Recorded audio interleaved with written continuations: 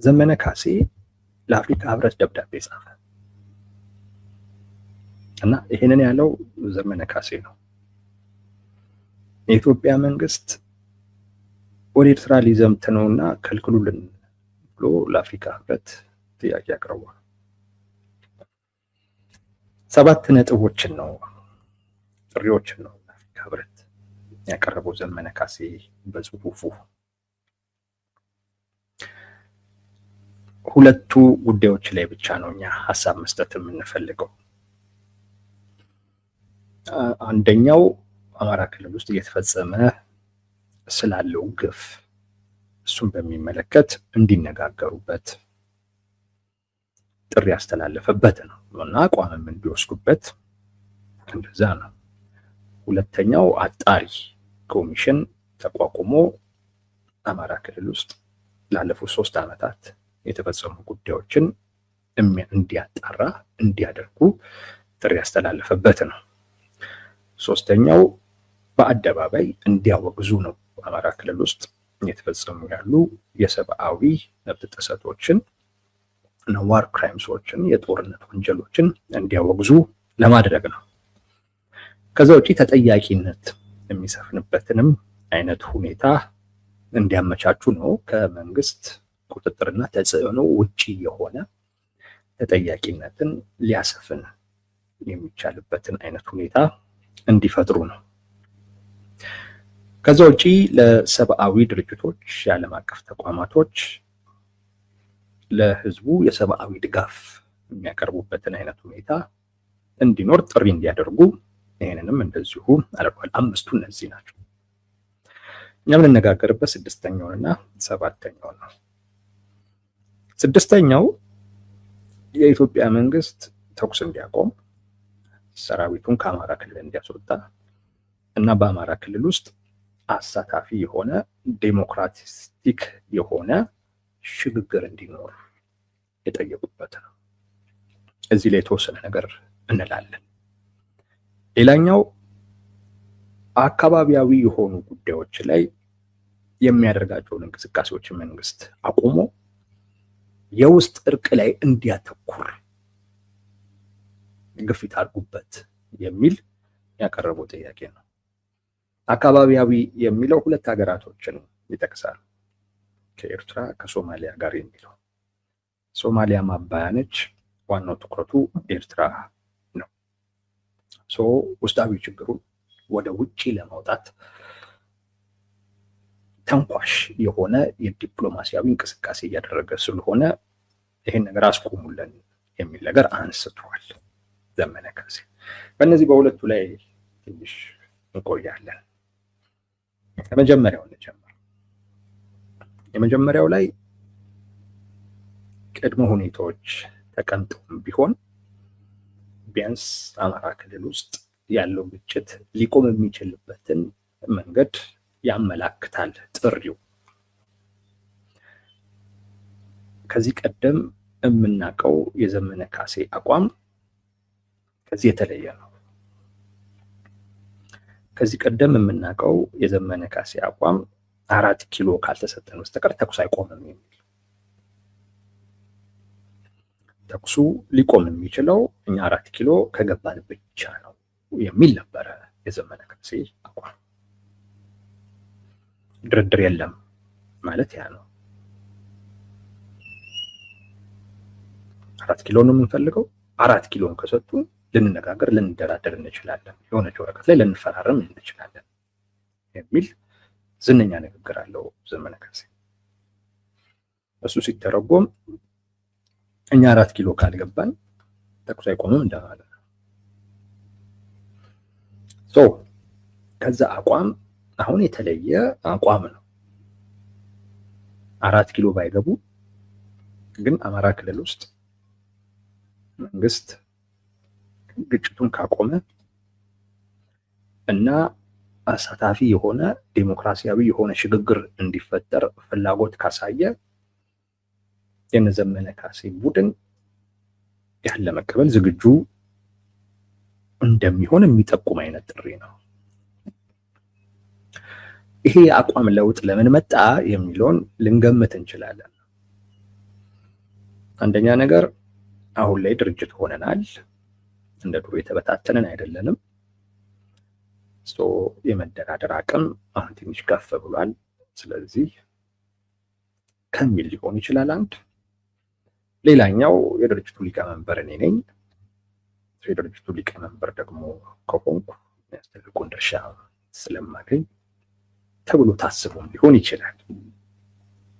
የአቋም ለውጡ ከዛ መንጭቶ ሊሆን ይችላል። ግን ጥሩ አቋም ነው።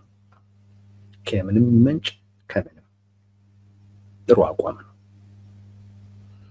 እኔ በዚህ አጋጣሚ በዚህ ግፉበት ነው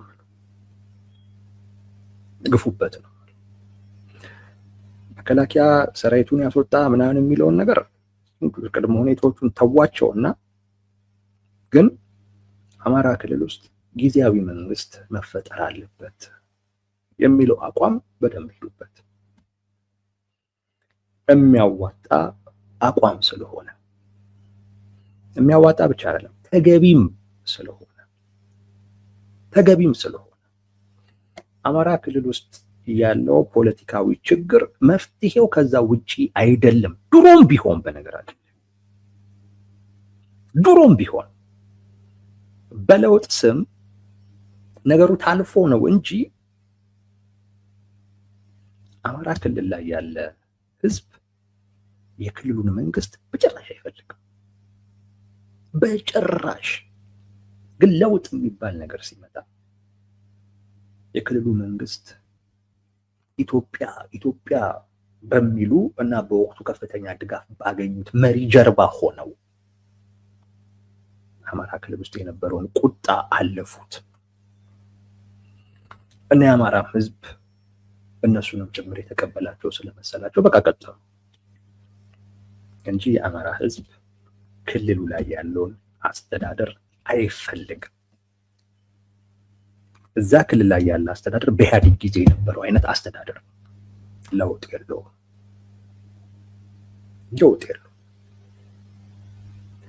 ድሮም ለክልሉ ነዋሪ ለክልሉ ህዝብ አይኖርም። ድሮም የማዕከላዊ መንግስት ተላላኪ ነው። አሁንም እንደዛ ነው። አሁንም በዛው ደረጃ ነው። ለውጥ የለውም። መሰረታዊ ባህሪው በኢህአዴግ ጊዜ ይሄ ነው። አሁንም በብልጽግና ጊዜ ይሄው ባህሪው ቀጥሏል። እኔ የክልሉ መንግስት በፍጹም አማራ ክልል መምራት የለበትም። ግን ያ ደግሞ ማለት ሌላ አማራጭ ኃይል ደግሞ አለ ማለት አይደለም።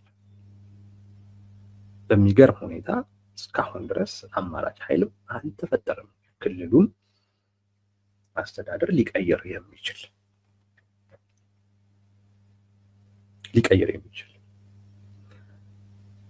አሁን የፋኖ አደረጃጀቶች ድርጅት ሆነዋል። ብዙ ችግሮች ያሉባቸው ቢሆንም እዛም ውስጥ ቢሆን ለክልሉ አስተዋጽኦ ማድረግ የሚችሉ አቅም ያላቸው ሰዎችም አሉበት።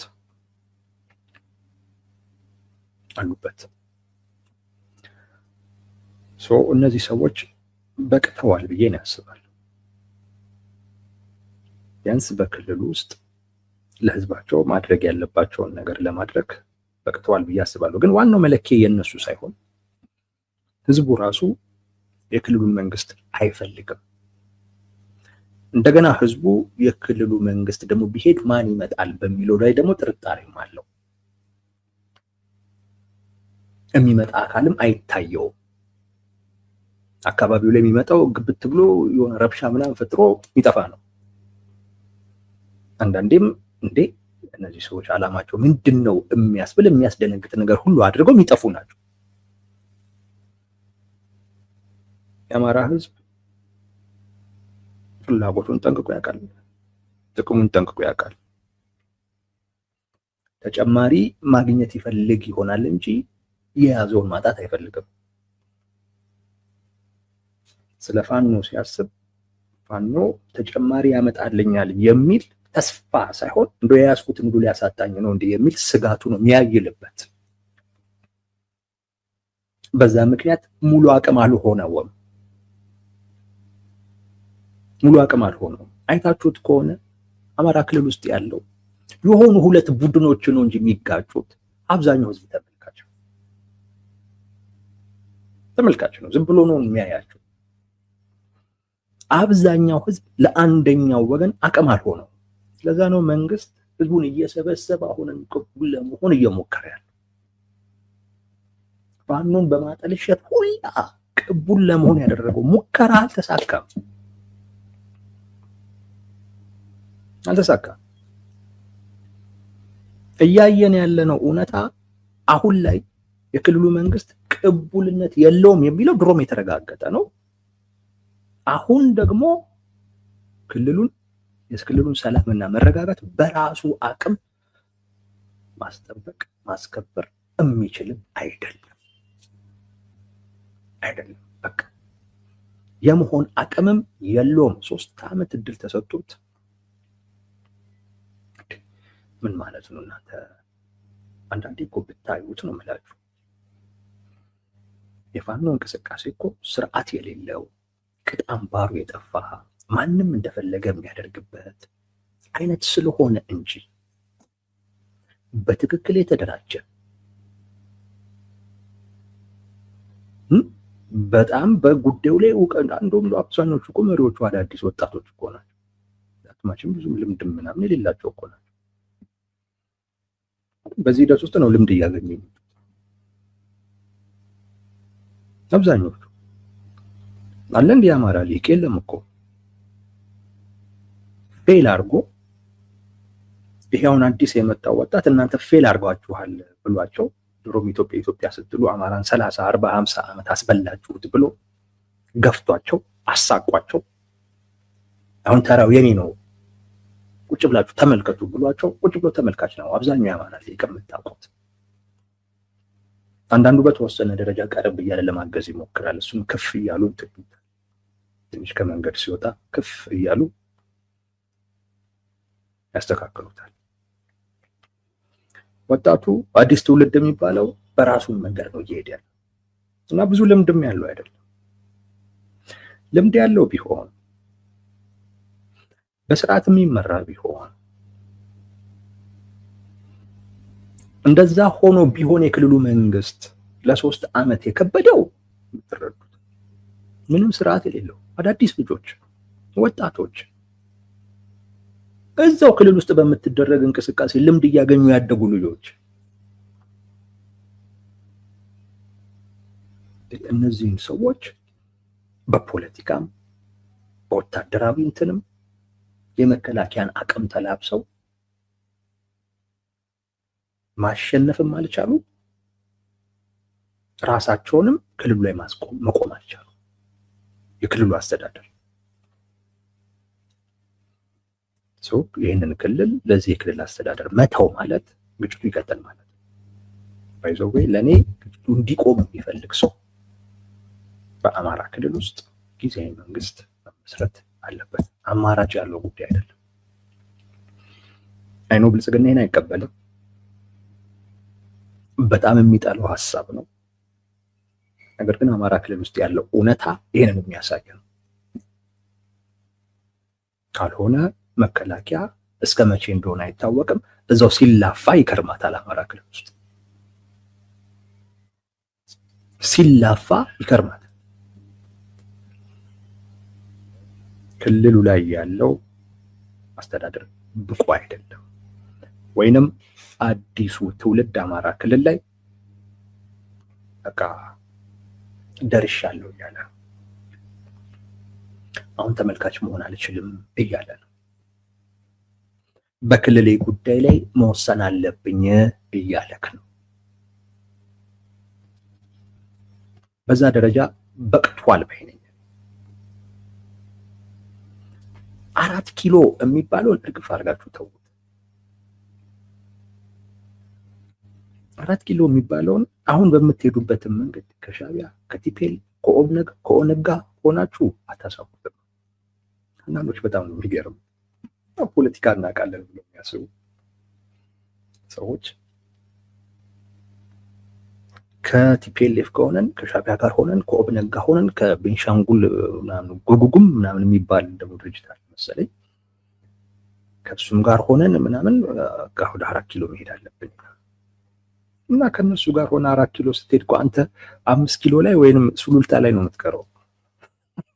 አሁን የጠራቸው አካላቶች በሙሉ ለአንተ ስልጣን አይሰጡም። 4 ኪሎ ለአንተ ሰጥተው እነሱ ረፍት ያገኙ። የፈለገ እናንተን እኮ ነው መስለው ፌዴራሊስት ነኝ እኔም ብሔርተኛ ነኝ የፈለገ ብትል ነው እኮ የምልህ ሱሉልታ ላይ ነው አንተን የሚያስቀሩ። ከነዚህ ጋር ሆነ ግማሽ መንገድ እንጂ ሙሉ መንገድ መሄድ አትችልም። አትገናኙ። ግማሽ መንገድ ድረስ ልትሄዱ ትችላላችሁ። ካንተ ውጪ ግማሹን መንገድ በራሳቸው መሄድ እንደሚችሉ ሲያውቁ ያን ፊታቸው ይቀየርባል። ያኔ መንገድ ሊያስቀሩሃል። ወይንም ከዚህም ከዛም ከዚህም ምናምን ተላትሜ 4 ኪሎ ገባለሁኝ ካልክ እንኪ የህንድ ፊልም ነገር ነው የሚመስለው። በዛ ተለክፈ ካልሆነ በስተቀር እንዲህ አይነት ሀሳብ አይኖርም። ክልሉ ላይ ጊዜያዊ መንግስት መመስረት አለበት የሚለው ግን አዋጭ አቋም። በዚህ ግፉበት።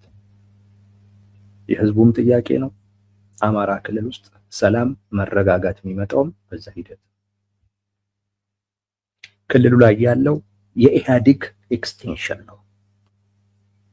በኢህአዴግ ጊዜ የክልሉን መስተዳደር ሲቃወም የነበረው ኢህአዴግን ሲቃወም የነበረ አካል አማራ ክልል ውስጥ ቦታ አላገኘም። ከለውጡም በኋላ ቦታ አልተሰጠውም። አሳታፊ አይደለም። የኢህአዴግ መዋቅር ነው ብልጽግና ነኝ ብሎ የቀጠለው። ይሄ ተገቢም ጥያቄ ነው። ለክልሉም ሰላም መረጋጋት የሚጠቅመውም ይሄ ነው። የህዝቡም ጥያቄ ይሄ ነው። ድርድር አንፈልግም 4 ኪሎ ከሰጡ ምናምን የሚለውን ተዉት። ይሄ ግን አሁን ባላችሁ አቅም ብትጠይቁ መንግስትን ፖለቲካሊ አጣብቂኝ ውስጥ መክተት የምትችሉበት ጥያቄ። ሌላው ደግሞ ከአቅም ጋር እየታየ ጥያቄ ሊጨምር ሊቀንስ ይችላል። የአፍሪካ ህብረት ደብዳቤ ላይ ግን ይሄ መገለጹ በተወሰነ ደረጃ ግጭቱን ወይንም ጦርነቱን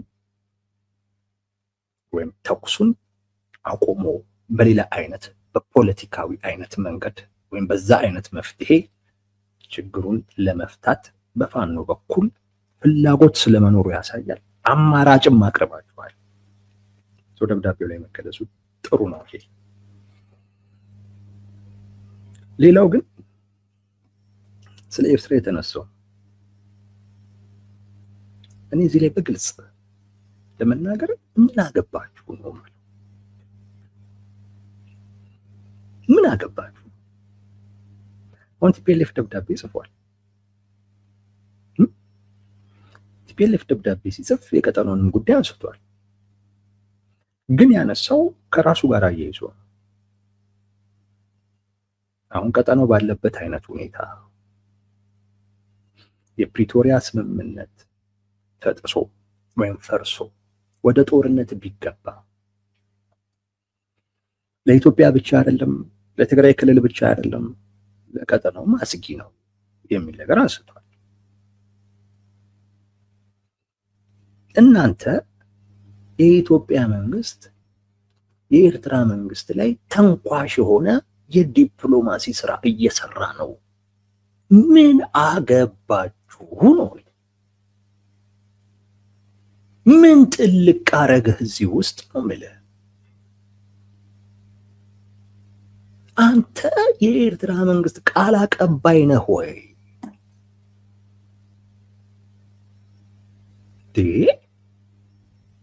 እንደዛ እኮ ነው ያሉት እኮ የኢትዮጵያ መንግስት የኤርትራ መንግስት ላይ ተንኳሽ የሆነ ዲፕሎማሲ እንቅስቃሴ እያደረገ ይላል እና የሶማሊያም ላይ እንዲሁ እያደረገ ምን አገባ? አንተ እኮ የአማራ ፋኖ ብሔራዊ ንቅናቄ ነህ። አያገባህም። አንደኛ ነገር አያገባህም። እዚህ ውስጥ መግባት የለብህም። ኤርትራ መንግስት አላት፣ ሶማሊያ መንግስት አላት። ያንተ ደብዳቤ ለእነሱ የሚጨምረው ነገር የለም ነው የምልህ። የአፍሪካ ህብረት ስብሰባ ላይ አሉ እነሱ። ያንተ ደብዳቤ አያስፈልግም። ምንም የአፍሪካ ህብረትም አላየውም። በነገራችን ላይ የቲፒኤልኤፍንም የእናንተንም አላየውም። ይሄ ጉዳይ የሚያሳስባቸው ከሆነ እድል አላቸው ከእናንተ የተሻለ። ምን ቤት ናችሁ ነው እኔ ጊዜ ውስጥ ጥልቅ የምትሉት? አማራ ክልል ውስጥ ስላለው ጉዳይ ይመለከታችኋል። ድርጅት ፈጥራችሁ ትግል እያደረጋችሁ ነው። ዋጋ እየከፈላችሁበት ነው። ዋጋም እያስከፈላችሁ። ስለ ኤርትራ ግን ምን አገባ? ስለ ሶማሊያ ምን አገባ? ሶማሊያ በነገራችን ላይ ማባያ ሆና ነው የገባችሁ እዚህ ውስጥ። ኤርትራን ብቻ እናንተ ከኤርትራ ጋር ብቻ የተለየ ግንኙነት አላችሁ እንዴ ተብሎ እንዳይታሰቡ ሶማሊያንም ጠቀሱት እንጂ ዋናው ታርጌታችሁ ኤርትራ አንዱ እሱ ነው። ይህ ፋኖ መሪ ነን የሚሉ ሰዎች በወጡ ቁጥር የኤርትራ ተቆርቋሪ የሚሆኑበት ምክንያት ግራ ነው የሚገባኝ። እንዴ ካልሆነም እኮ መያዝም እኮ ይቻላል እኮ እዛው ራሳችሁ ውስጥ። አሁን የአፍሪካ ህብረት ደብዳቤ ላይ አንድ አንቀጽ ተሰጥቶት የኢትዮጵያ መንግስት የኤርትራ መንግስት ላይ ተንኳሽ የሆነ የዲፕሎማሲ ስራ እየሰራ ነው። ይህንንም ደግሞ የሚያደርገው የውስጥ ጉዳዩን ወደ ውጭ እንትን ለማለት ነው።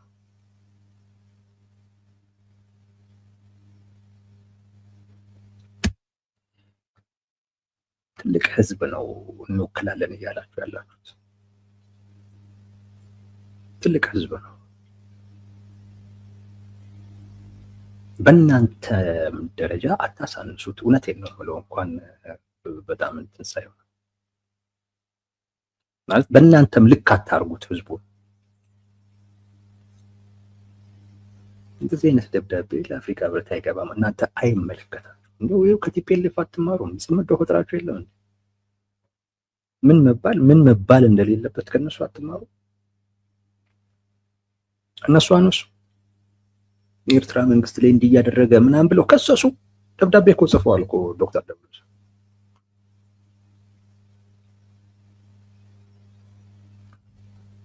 የሻዕቢያን ትርክት አምጥተው እንትን አሉ።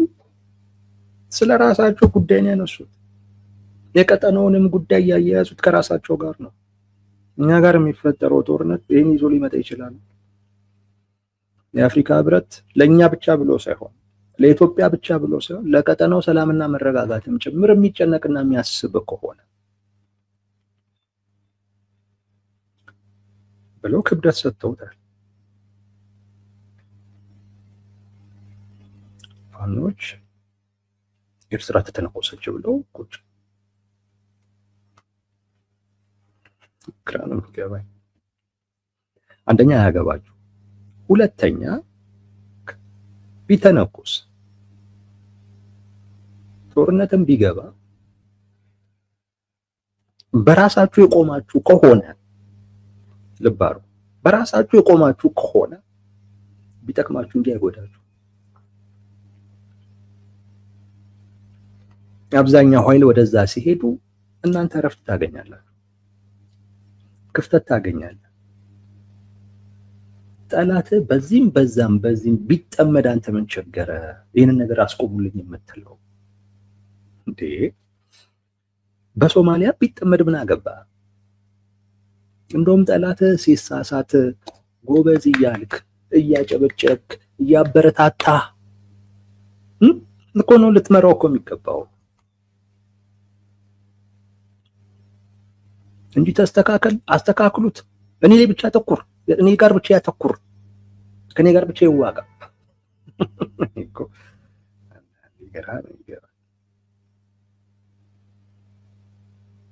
አያችሁ። ጥገኛ ነው ትግላቸው የምንለው ለዛ የፋኖ እንቅስቃሴ ጥገኛ ነው የምንለው ለዛ ነው። የማያገባው ነገር ውስጥ የገባው የሚጠቅመውን ነገር ሶማሊያም ጋር ቢዋጋ መንግስት ከሻዕቢያ ጋር ቢዋጋ ከሱዳን ጋር ቢዋጋ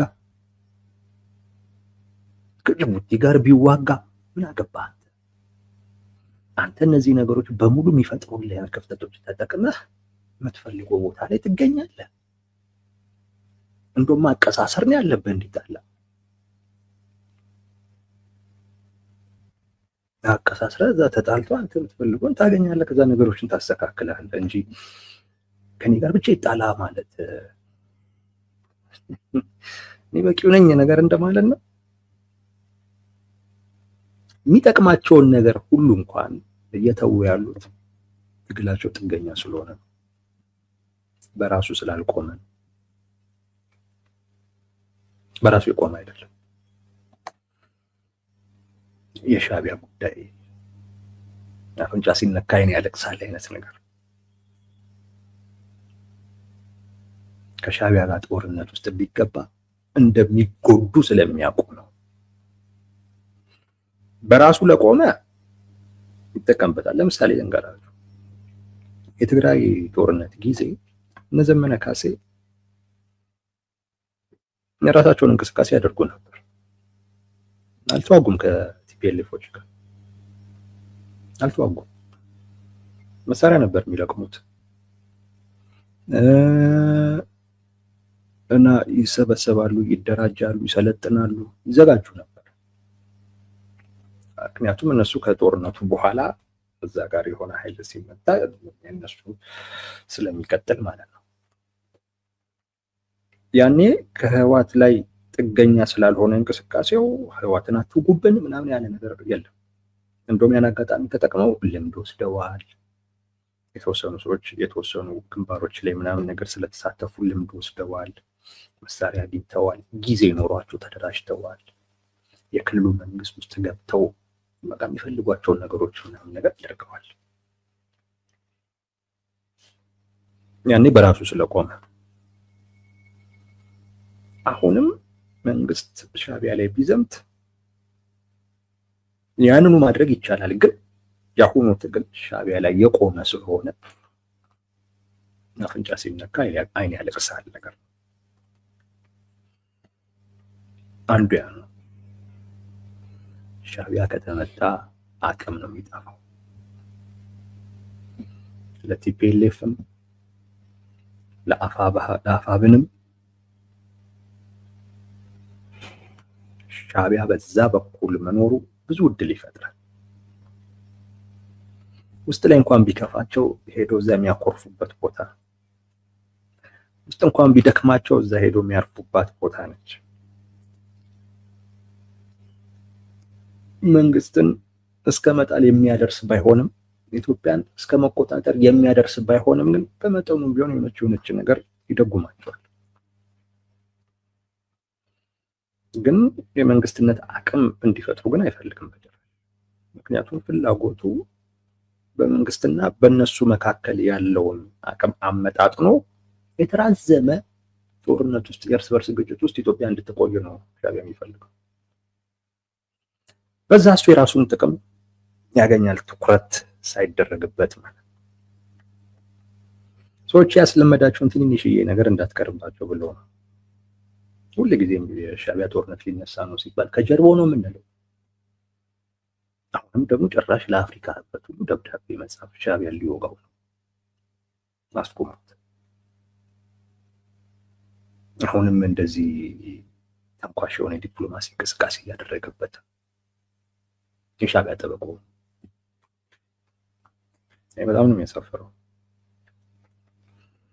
እንወክለዋለን ለምትሉት ህዝብ የሚመጥን አይደለም ጥሩነቱ። ህዝቡ ይወክሉኛል ስላላለ ሌላ በጣም የሚያሳስባቸው ነገር ትኩረት እናጣለን። አፋብን ወይም የነዘመነ ስብስብ በጣም ትኩረት የሚፈልግ ስብስብ። ለአፍሪካ ህብረትም ደብዳቤ የተጻፈው ከዛ አኳያ ትኩረት ለማግኘት ነው። እንደፈለጉት ባይሰብም አፍሪካ ህብረት ለእንደዚህ አይነት ጉዳይ ትኩረት አይሰጥም። ትኩረት ቢሰጥ አስባችሁታል? ስለ ሁሉም የአፍሪካ ሀገር ነው የሚወራው። የትጥቅ እንቅስቃሴ ብዙ ቦታዎች ላይ ያለ ብዙ የአፍሪካ ሀገራት ውስጥ አለ። ብዙ ጊዜ የአፍሪካ ህብረት ትኩረት የሚሰጠው መንግስት ለሁለት ተከፍሎ እርስ በርሱ ሲጋጭ፣ የቲፒኤልኤፍን እንደዛ ነው የሚያየው። ቲፒኤልኤፍ መንግስት ነው።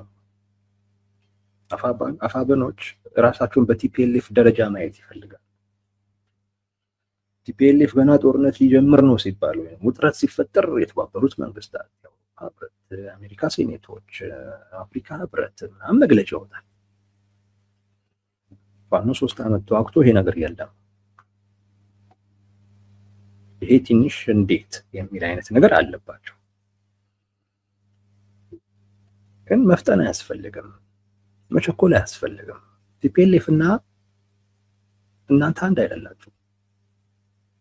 ቲፒኤልኤፍ መንግስት ነው፣ የአንድ ክልል መንግስት ነው። 30 ምናምን ዓመት መንግስት የነበረ አካል ነው። እናንተ እኮ ገና መጀመሪያ። በዚህ ደረጃ ራሳችሁንም አታስጨንቁት። በዚህም ደረጃ አትጣደፉ፣ አትቻኮሉ። ስህተት ላይ ነው የሚጥለው። ይጨነግፋል። ነገሮች ተገቢውን ሂደታቸውን ጠብቀው ነው እያደጉ ሊመጡ የሚገባው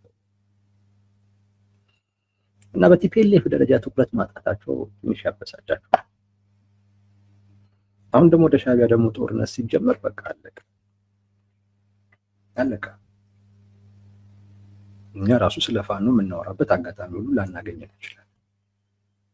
እንኳን ሌላው ይቀርና ነው የሀገር ውስጥ ፖለቲካን እንቅስቃሴ ብቻ እንኳን የምንከታተል ሰዎች የፋኖ ጉዳይ በቃ የመጨረሻ ጉዳይ ሆኖ ሊቀርብ ይችላል። ያ በጣም ያሳስባቸው። ከዛ ነው ሻዕቢያን እንዳይወጋብን ከልክሉልን ያሉት። የሚነሱት አጀንዶች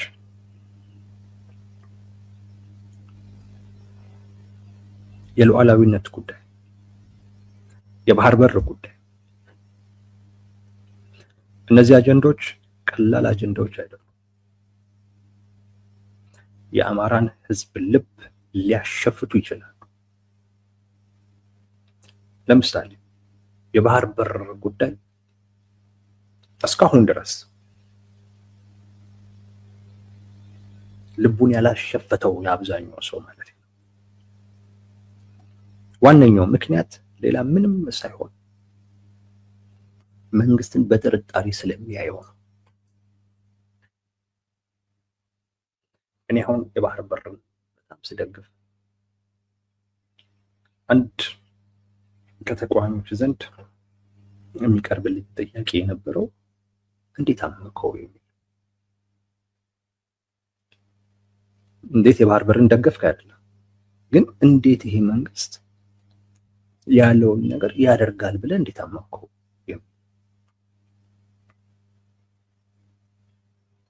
አብዛኛው ሰው ጋር ያለው ጥርጣሬ ነው ማለት መጠራጠር ነው ያለው። እሱም ስለገባቸው በአብዛኛው ተቃዋሚዎች የሚያደርጉት ህዝቡን ጥርጣሬ ውስጥ መክተት ነው። ወደ ጦርነት ግን ሲገባ የፈጠሩትን ጥርጣሬ በህዝቡ ውስጥ የፈጠሩትን ጥርጣሬ እንኳን ማስቀጠል የሚችሉበት እድል ያጣሉ። እንደውም ጥርጣሬው እየተገፈፈ ነው። ምክንያቱም ከሻዕቢያ ጋር የሚደረገው ጦርነት ከሉዓላዊነት ጋር የሚያያዝ አይደለም። በዋናነት የሚያያዘው ከባህር በር ጋር። መንግስትም ህዝቡን ሞቢላይዝ ለማድረግ እና ድጋፍ ለማግኘት ሲል አግሬሲቭሊ የባህር በርን ጉዳይ ያነሳል። በተጨባጭ ደግሞ ጦርነቱ ደግሞ አለ። ጦርነቱ ከባህር በር ጋር ይያያዛል። የዛን ሰዓት ውሸቱን ነው ሁሉ ጥርጣሬ መፍጠር አስቸጋሪ። እሱን ነገር ይፈራሉ። ሰው ተነጥሎ ወግድ ሊለን ይችላል። አሁን ሌላ ትልቅ ጉዳይ አለ፣ እናንተ ጉዳይ ብዙ ያሳስብም ሊለን ይችላል። አሳልፎም ሊሰጠን ሁሉ ይችላል። ድጋፉን ሁሉ ያለችውንም በተወሰነች ደረጃ ሊያቆም ይችላል የሚል ስጋት አለ። በእነዚህ ምክንያቶች እንደሆነ ነው እኛ የምንገምተው ሻዕቢያ ላይ ጦርነት እንዳይከፈት ከልክሉልን ሲሉ እንጂ እንዳልናችሁ አያገባቸውም። እንደውም ከሻዕቢያ ጋር ይሰራሉ ለሚለው ጥርጣሬ በር ከፋች ነው። ሁለተኛ ጠላት ያልከው አካል ሲሳሳት በስተቱ እንዲሄድ ታደርጋለህ ወይ በዝምታ ወይንም ደግሞ ጎበዝ እያልክ ያበረታታው እንጂ ጠላት ተስተካክሎ ሙሉ አቅሙን ወደ አንተ የሚያደርግበትን ሁኔታ ፈጠሩልኝ ብለህ ጥሪ አታደርግም። እንዲህ ጥሪ አይደረግም። እኔ ላይ ብቻ ያተኩር ተብሎ ጥሪ አይደረግም። እንቸገረው ወደ ውጭ አይደለም ከሌላ ሀገር ጋር ሁሉ አይጋጭም።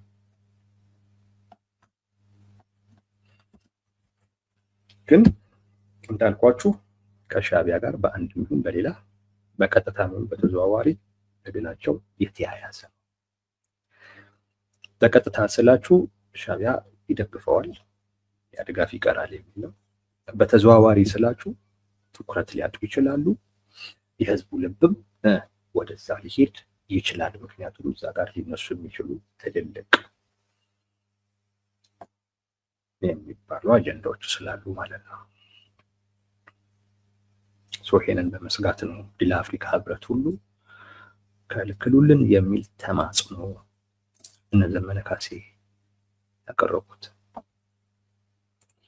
ይሄ ነው ወዳጆች።